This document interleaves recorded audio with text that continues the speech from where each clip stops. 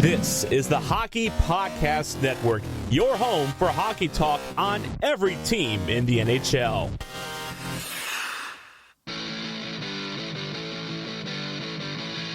Hey, sports fans, Christmas is come and gone and the Super Bowl is quickly approaching.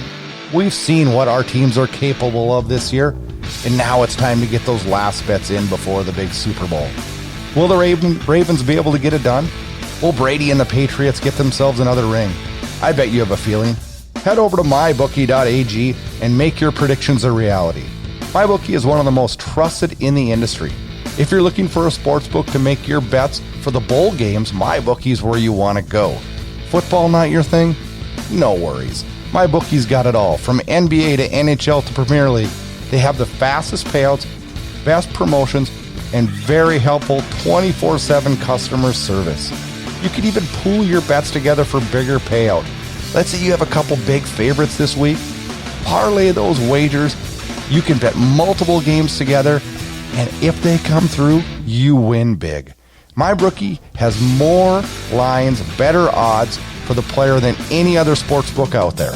If you join now, MyBookie will match your deposit halfway, all the way up to $1,000, which means if you deposit $200, you'll get an extra $100 in free play money for free.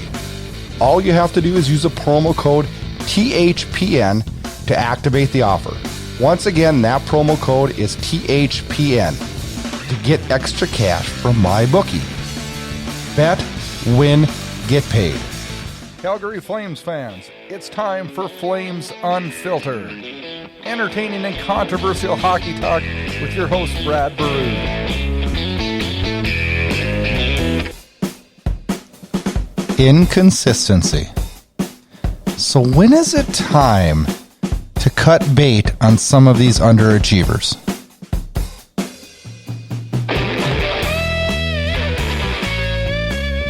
Good evening. Welcome to Flames Unfiltered, episode number 28, recorded on January 1st, 2020.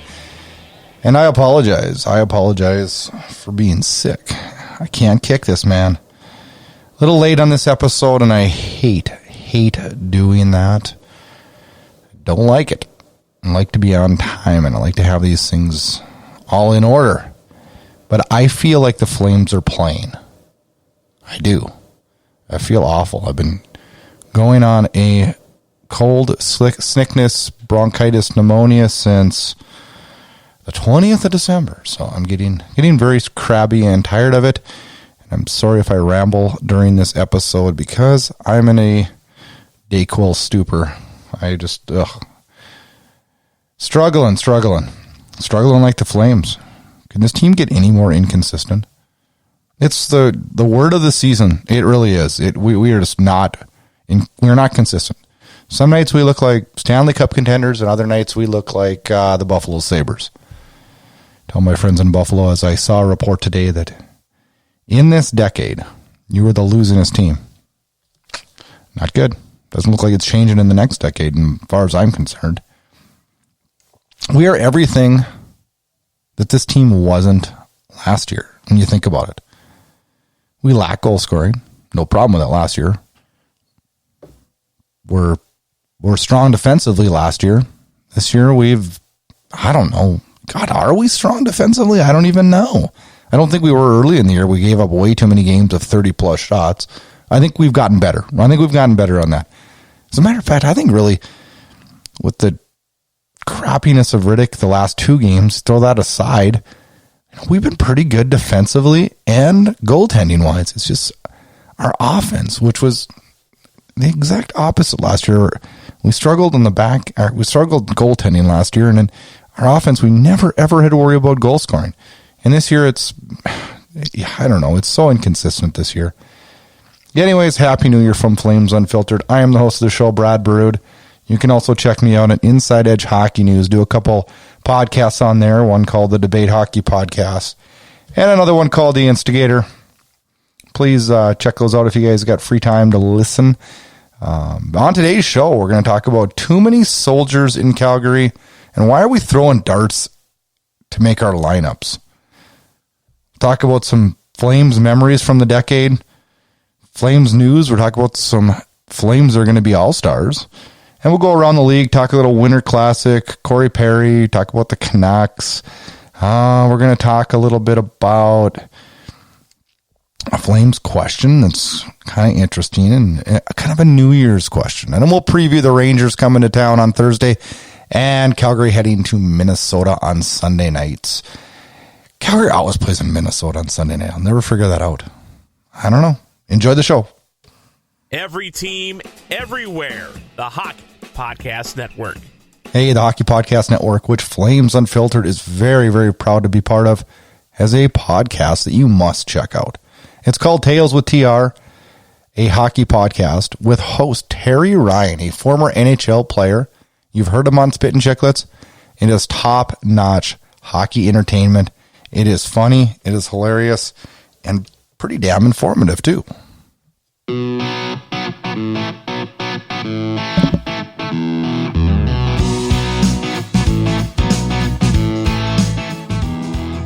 Time to recap some games. Not even games, a game.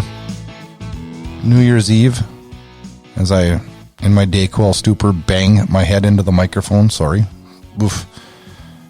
Man, the last 5 episodes I've just been like crummy. It's like when I'm golfing sometimes, you just can't get in that groove and just everything you do just seems like it goes into the trees. Promise. I'm going to get over this. I've got the medication to do it. And things are going to get better for the Flames, hopefully, and for the show, too. Anyways, let's talk New Year's Eve game, Tuesday night. I'm all messed up on days. Are you guys all messed up on days? Yesterday was Sunday to me, but actually it was Wednesday. Today was freaking Monday, but it's actually Thursday. Junior hockey games Friday and Saturday, but that seems like a mile away, but it's actually tomorrow. I don't know what to do. No Flames games on the weekend. That kind of sucks, doesn't it? Thursday night and we go to Sunday. Oh, I don't know. All right, I'll quit my bitching. Flames, Blackhawks. Blackhawks win 5-3. And this game pissed me off. Another slow start, and then it looked like all of a sudden it was like, oh shit, we better start playing hockey here and start playing hard. So we tried this comeback thing that used to work 3 years ago but doesn't work anymore because it's too hard to play from behind. Let's roll through the scoring. Ole Mata gets on the board right away, 4:14. Chicago up 1-0. DeBrincat scores his 10th. At the 5:35 mark, it's 2-0. Yep, then Patrick Kane scores his 21st. Midway through the first, it's 3-0. And you know what? Put it in the record book because I don't. Are you coming back from that when you spot a team 3 in the first period and you look disinterested, unengaged? You look flat ass bad, just bad.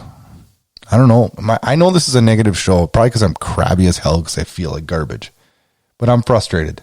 Second period doesn't start off any better. Dylan Strome gets his 9th, the 9:41 mark, and then a glimmer of hope. Then with 6 seconds to go, Sam Bennett gets his 4th. And you know what? I feel like Sam Bennett really deserved this one. Sam Bennett is coming off an injury, and everybody rips on Sam Bennett in Calgary. I don't understand it because he was our best offensive player in the playoffs last year, and quite honestly, is one of our hardest workers if you don't watch. He was an animal this game, laid out 3 or 4 big hits, creamed Patrick Kane. Like, he was on fire. If he played like that and played simple every night, stayed out of the penalty box and didn't make his stupid behind-the-back passes, we would love Sam Bennett, wouldn't we? I still kind of like Sam Bennett, but I wish Monahan had his fire. I wish Gaudreau had his fire. I do. Think about that, guys. Think about that. Speaking of Gaudreau and Monahan, both had open netters. I believe both of them were in the second period. Neither one of them scores. They lack killer instinct. There is no way if ands or buts about it. Johnny Gaudreau just looks like he's happy being an NHL player. That's it. All right, on to the third period. Michael Frolik gets his 5th at the 15:30 mark, and here come the Flames. Sean Monahan backs it up with his 13th on a pretty nice goal, I would say, at the 16:48 mark. Tkachuk, Gaudreau get assists on that. Then the comeback was dashed. It was 4-3 at that point, and I'll tell you what, the Flames had some great chances in that last 2 minutes. Very good chances. Gaudreau had a chance. I mean, it was Tkachuk had a chance. Man, I thought they were going to get it. I really did. I thought they were going to get it. I was excited and pumped and ready to cheer and be happy, but that didn't happen. Kane seals a deal with 0.6 seconds left. Calgary outshoots Chicago 44-33. Robin Lehner made some big saves early in the game, I thought. Sam Bennett was by far the best Calgary Flame player. But again, the Flames come up short. We need points, guys. We need points. It's getting a little scary. NHL news, opinions, and controversy. Okay, let's talk these lineups.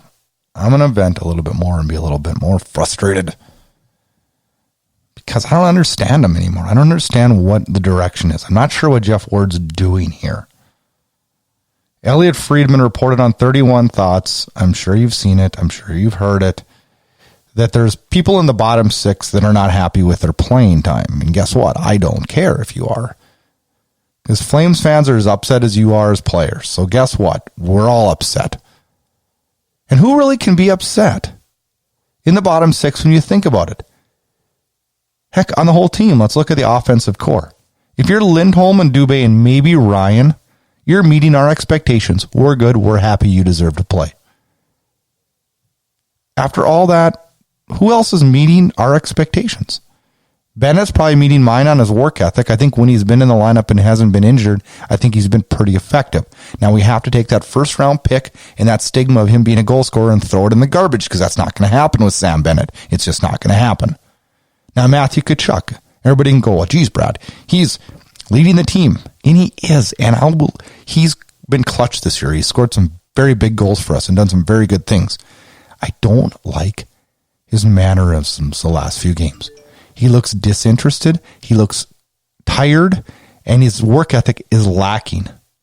And don't freak out on me and tweet me and tell me that I'm a Tkachuk hater because I love Matthew Tkachuk.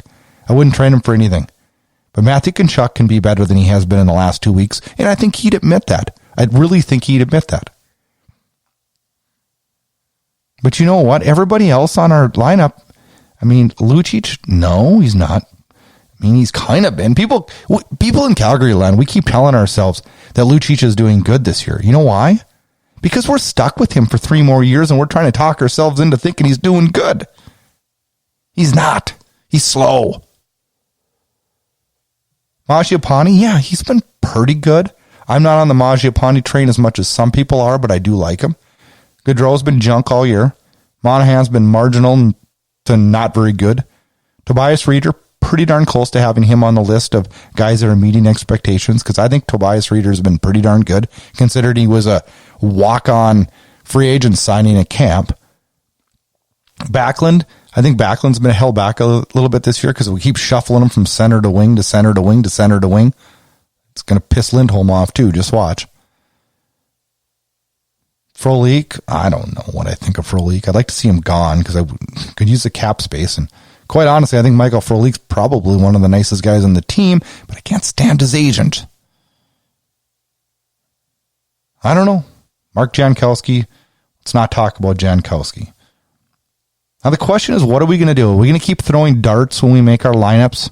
Or are we going to actually choose lines and live with them and build some consistency? So we got 2 choices. We're either going to need to deal a player, change the lines, and build off of it. Or we're going to need to be happy with our lineup, accept the fact that no one's going to take our salaries, build some lines, and run with it. So you say, well, you need to deal a player. Well, who would you deal? Well, you know what? I hate to say this, but my number 1 guy on my list would be Johnny Gaudreau. Do I think it's probably the right time to deal him? No, I don't. I really don't. My gut says don't do it now because his trade value is low. The only thing we do have going for him is he's a value salary. But think about it. When I mentioned trade Gaudreau, everybody's like, oh, it's knee-jerk, it's knee-jerk. Is it really? Besides him putting up a ton of points in the regular season last year, which was, don't get me wrong, critical to us getting to where we wanted to be last year and winning the Western Conference. But he's done nothing for us in the postseason ever.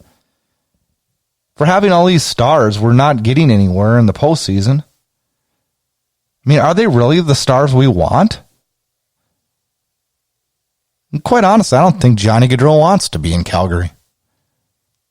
Something is wrong with him this year. Flat out wrong. Eric Francis said it, and I agree with him. He's gone this summer. Johnny Gaudreau is not a Flame next year, and I fully agree with Eric Francis on this, 100%. And I think we'll get a pretty good return for him. Now, Monahan, he's my favorite Flame. He has been for a long time. I said it 10 times in the show. I got an autographed jersey hanging right behind me. But I've accepted the fact that Monahan's not a number one center in the National Hockey League. Now, I'm not a proponent of trading Monahan, but we need to get a number one center, and I think we got him. I think it's Elias Lindholm.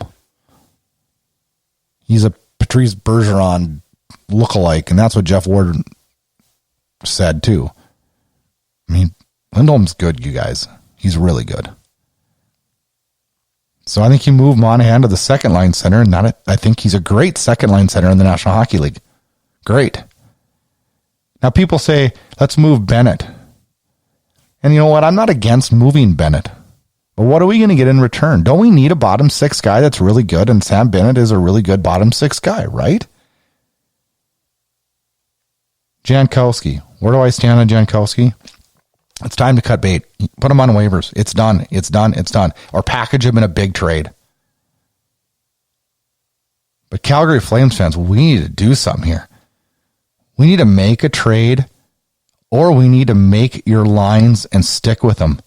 Having different lines every night and having Backlund at wing one night, Backlund at center the next night, Lindholm at wing, Lindholm at center. Like all of a sudden Lindholm with Tkachuk and Mangiapane, then all things are going crappy like they were on Tuesday night, and all of a sudden you see him with Gaudreau and Monahan in the middle of the game, and it's like, come on. Like, this doesn't work.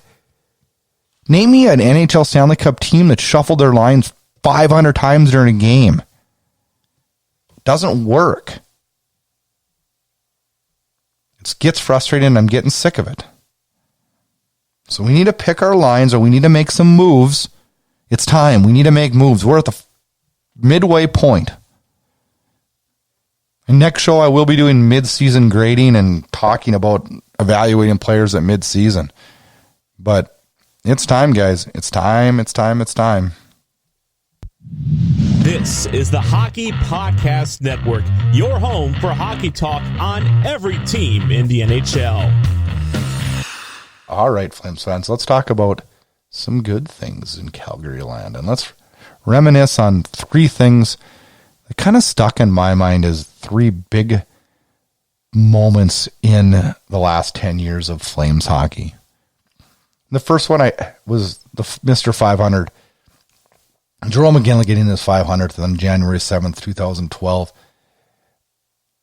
And it's not so much this goal, it's just what this goal symbolizes that I remember so much, and how big a part of Calgary Jerome McGinley was when he was here, and quite honestly still is. Is he the greatest Flame of all time? Yeah, in my mind. There's some other good ones. But yeah, he was. He was a workhorse for this team.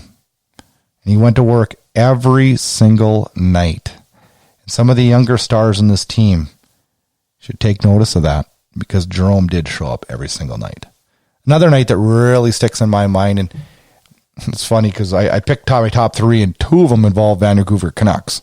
That's why I think they're our biggest rival too. And that's the night that everything went haywire with all the fights. Bob Hartley sent out a heavyweight line. John Tortorella backed it with a heavyweight line. The brawl starts at the opening faceoff. 204 penalty minutes that night. January 18th, 2014. Tortorella goes storming down the hallway trying to get into the Flames locker room. Man, pure chaos on Hockey Night in Canada, and I loved every minute of it. It was good entertainment that night. Another one that sticks in my mind was the playoff comeback against Vancouver. And that one took place on April 25th. And Calgary was down in the playoffs April 25th. What am I saying? That was in 2015. I can't even get my dates right. It was game 6. Calgary spots Vancouver an early 3-goal lead in the first 10 minutes. Slowly they erase that and deficit in the third, and Matt Stajan notched the go-ahead goal with just over 4 minutes to go in regulation. It's always, I mean, we haven't had a whole lot of playoff wins. So don't forget that, Flames fans. So as much as I would like to have a Stanley Cup moment, this is the best I can do as far as playoffs go. Other things I remember from the decade, Giordano winning the Norris last year was a big one. I remember how Mika Kiprusoff was such a big integral part of the decade for the Flames. He overtook Mike Vernon in all-time leads in 2011. All-time wins leader, excuse me. Lots of good memories for the Flames. Winning, being the top team in the Western Conference last year was huge. On a negative note, who will forget the Weidman incident where he ran over the referee on purpose, not so purpose. The Tkachuk Doughty rivalry stands in my mind. Johnny Gaudreau spearheading some come-from-behind wins and hat tricks for Johnny Gaudreau and all the goals that guy has put up for us. It's been a pretty magical 10 years, but not the way we want it. Is it too much to ask that we get a Stanley Cup every 20 years? I don't know. I don't think so. This team is built to win, and this franchise is built to win. They're not afraid to spend to the cap. We need to start making the most of it and start celebrating a few more wins in Calgary, and boy, wouldn't it be something to hoist that cup someday soon. Inside Edge Hockey News, bringing you inside the game. Let's talk Flames news. And this week, Mark Giordano and Matthew Tkachuk named to the All-Star game in St. Louis. A big honor for both guys and well-deserving. I think Giordano was probably named in because of his play last year. Because Giordano hasn't been the Giordano we know this year. Been okay, though. But he was just a workhorse last year. The guy was amazing. Points, just everything. And to do it at his age, it's unbelievable that he's able to do that. Voted in probably because of last year, but I'll take it anyways. Mark Giordano should have went last year and got snubbed. So he deserves it. He'll be going this year. Be fun to watch him. Also Matthew Tkachuk will be playing in his hometown. Did this have influence on it? Maybe a little bit, but he is leading the team in scoring. Been a good player for the Flames this year. And you know what? That's probably harsh for me to say that Giordano is getting selected because of his play last year and that Matthew Tkachuk is getting in because he's from St. Louis. Well, it is a little harsh. But here's something even more harsh. I've seen a lot of people promoting that Johnny Gaudreau should get votes for the last man in. Now, I know we're all Flames fans, but can we really sleep at night voting him in with the way he's played this year? I have a hard time with that. Johnny Gaudreau is a wonderful hockey player, great hockey player, but he's not playing like an all-star this year. So I can't place him I can't vote him into the all-star if I don't believe he's an all-star. Does that make me a bad Flames fan? I don't think so. I think it makes me a realistic Flames fan. Every team, everywhere. The Hockey Podcast Network. Hey, Flames fans, want to win some big money? Play Playline 50,000 Daily Lotto, brought to you by the Hockey Podcast Network. Win big with Playline. Use promo code THPN, and you're set to win big bucks. Oh, yeah, it takes some hockey knowledge. But you guys have that, right? Every team, everywhere. The Hockey Podcast Network. All right, Flames fans, let's go around the National Hockey League, answer a Flames fan question, and preview games later this week. Around the National Hockey League, with the new year, it brings us the Winter Classic. This year's Winter Classic was today. Nashville visited Dallas. Pretty good game. I don't know, fairly good atmosphere. Lots of people there. I mean, I know it's good for the teams involved, But are you losing your luster if your team's not in it? Because I have. I love hockey. I watch every team play. I watch games every single night, but it just didn't feel the same. Some of the other ones were so much better. I think it's a dying animal, this Winter Classic. And you know what? I have a hard time playing when there's no chance of snow. I know that's a petty thing, but has there anything better than watching like Detroit, Toronto that day when the snow was coming down? Or heck, even Calgary earlier this year when they played Winnipeg. That's what playing outdoors all about, right? Those were fun. There was a highlight, though, yesterday, and that's when our friend Corey Perry got ejected for a dirty hit to the head of Ryan Ellis. What made me laugh the most was watching Perry on the long walk of shame. That was something to see. Now, next year's Winter Classic will be played at Target Field in Minneapolis. The Minnesota Wild will be taking on, well, who knows? I've heard the St. Louis Blues. I've heard the Winnipeg Jets. Wait. Same division? It'll probably be the Blackhawks. They're in every Winter Classic, right? I guess we'll wait and find out what the league has to say on that one. But anyways, Target Field next year against the Minnesota Wild. Fan question from Jessica Ann Martinson of Calgary. What is the most critical improvement the Flames must figure out heading into the new year? Well, my biggest one, and I talked about it earlier in the show, and I think I've talked about it on the last 4 shows. You're probably getting sick of hearing about it, but is line combination consistency. I question whether this team will ever pull it together until we develop lines and keep those lines and only change it if there's injuries. A second one that I thought very hard about naming, better starts. It's hard. This is a hard hockey game. This is a hard sport. There's a lot of good teams in this league. And it's really hard to win when you're playing from behind all the time. Really hard. So those are the big things that I think will help this team and help get this team into the playoffs. It's really up in the air on where this team goes. Some of their games coming up here in the next couple weeks are really critical. And it starts Thursday nights. Thursday night, as I head into the game previews here, is the New York Rangers Original 6 team make a stop in Calgary. They're only stop of the year. The Rangers are 19-16-4, 42 points, 7th in the Metro. Their last game was a loss to Edmonton on New Year's Eve, 7-5. They were trailing terrible in that game and came from behind to even make it respectable. The Rangers are a good hockey team and a team that Calgary better not take lightly, because when you think about it, if this team was in the Pacific Division and not in the really difficult Metro, they'd be right up there battling for tops in the division. Not maybe the first in the division, but we'd be battling for that second, third, and wild card spot. So this is a team that Calgary cannot take lightly on Thursday night. Calgary lost 5 in a row at home. We need 2 points, and that's got to change. We need the Saddledome to be a hard place to play. We need to get out on them early and play with a lead for once.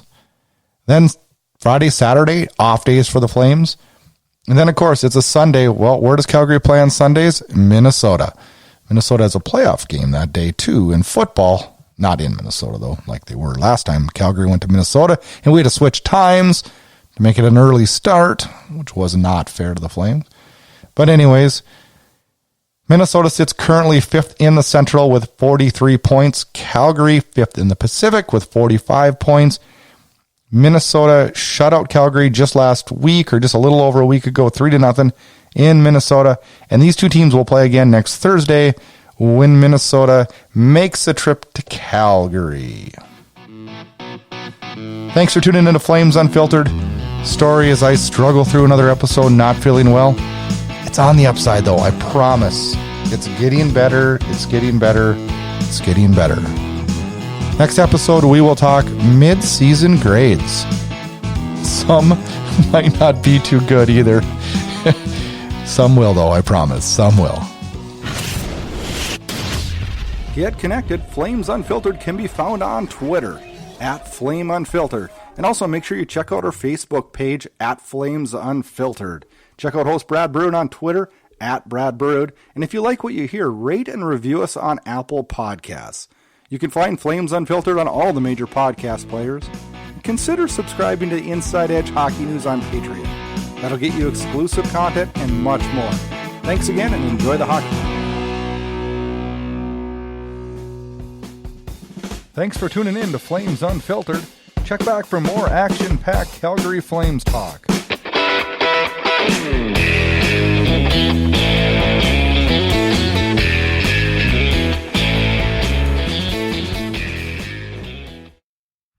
You're listening to the Hockey Podcast Network on Twitter at HockeyPodNet.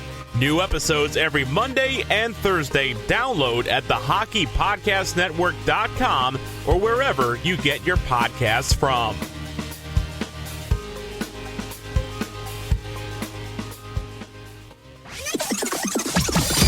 This has been a production of Inside Edge Hockey News Radio, brought to you by the Hockey Podcast Network. This production is copyrighted and distributed by the Inside Edge Hockey Media Group.